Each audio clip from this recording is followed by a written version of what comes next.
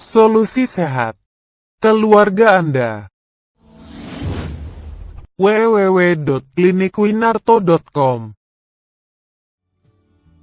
Ahli mengobati asma atau sesak nafas sembuh permanen tanpa kumat-kumatan. Info dan konsultasi hubungi HP atau WA 081228937909.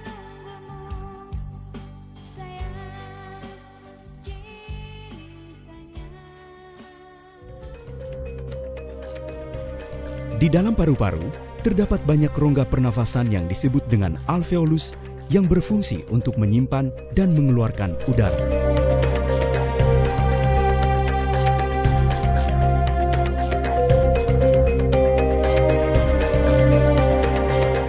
Anda sering mengalami batuk yang semakin berat secara terus-menerus karena polusi udara, asap rokok, dan sesak nafas karena alergi.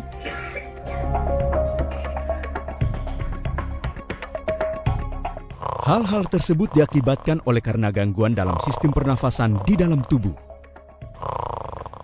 Jika kita terkena asma, maka rongga alveolus ini akan tersumbat oleh alergen sehingga semakin menyempit dan menimbulkan sesak nafas yang dapat menyebabkan asma.